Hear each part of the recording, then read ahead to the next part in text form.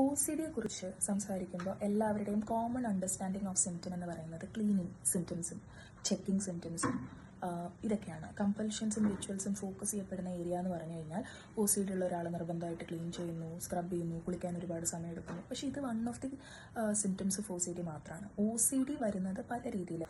അതിലൊരു ബുദ്ധിമുട്ടെന്ന് പറഞ്ഞു കഴിഞ്ഞാൽ പ്രിയപ്പെട്ടവരുമായിട്ട് ബന്ധപ്പെട്ട് നെഗറ്റീവായിട്ടുള്ള തോട്ട്സ് വരുന്നത്. അതായത് ഞാൻ എൻ്റെ എന്താ പറയുക വളരെ ക്ലോസ് ആയിട്ടുള്ളൊരു ഫ്രണ്ടിൻ്റെ കൂടെ സെക്സ് ചെയ്തു, അല്ലെങ്കിൽ ഞാൻ എൻ്റെ എന്താ പറയുക കുട്ടികളുടെ ചെവിയിൽ അറിയാതെ ഞാൻ ആണിത് ഇട്ട് കൊടുത്തു, അല്ലെങ്കിൽ ഞാൻ നിസ്കരിക്കുന്ന സമയത്ത് ഭഗവാനെ ചീത്ത പറഞ്ഞു, ദൈവത്തിനെ ചീത്ത പറഞ്ഞു, അല്ലെങ്കിൽ ഞാൻ പ്രാർത്ഥിക്കുന്ന സമയത്ത് എൻ്റെ മനസ്സിൽ കണ്ണടച്ച് ഞാൻ നിൽക്കുമ്പോഴത്തേക്കും ഞാൻ ദൈവത്തിന് തെറി വിളിച്ചു, ഇങ്ങനെ തുപ്പി, ഇങ്ങനെയൊക്കെ പറഞ്ഞിട്ടുള്ള സിംറ്റംസും ഒരുപാട് പേഷ്യൻസിന് വരാം.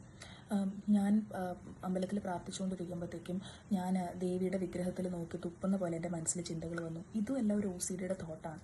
അപ്പോൾ ഇങ്ങനെയുള്ള തോട്ട് കൊണ്ട് നിങ്ങൾക്ക് ഡിസ്റ്റർബൻസ് വന്നിട്ട് നിങ്ങൾ ആലോചിക്കുന്നുണ്ടോ നിങ്ങൾ ഒരു മോശം മനുഷ്യനല്ല, അല്ലെങ്കിൽ എന്തുകൊണ്ടാണ് നിങ്ങൾക്ക് ഇങ്ങനെയുള്ള തോട്ട്സൊക്കെ വരുന്നതെന്ന് ആലോചിച്ച് നിങ്ങൾ വല്ലാതെ ഡിസ്റ്റർബ്ഡ് ആവുന്നുണ്ടെങ്കിൽ അത് മനസ്സിലാക്കുക, അതൊരു OCD-യുടെ തോട്ടാവാം. അതൊരു ക്ലിനിക്കൽ സൈക്കോളജിസ്റ്റിനെ കണ്ട് വെരിഫൈ ചെയ്യേണ്ടത് വളരെ ഇമ്പോർട്ടൻ്റ് ആണ്. നിങ്ങൾക്ക് ഒരുപാട് നിങ്ങളിപ്പോൾ നിങ്ങളെ ക്രിട്ടിസൈസ് ചെയ്യണതിൽ പകരം നിങ്ങൾക്ക് ഒരുപാട് സമാധാനം അങ്ങനെ ഒരു തോട്ട് പ്രോസസ്സിലൂടെ, അങ്ങനെ ഒരു കൺസൾട്ടേഷനിലൂടെ കിട്ടും. Doctor Gayathri Menon, clinical psychologist.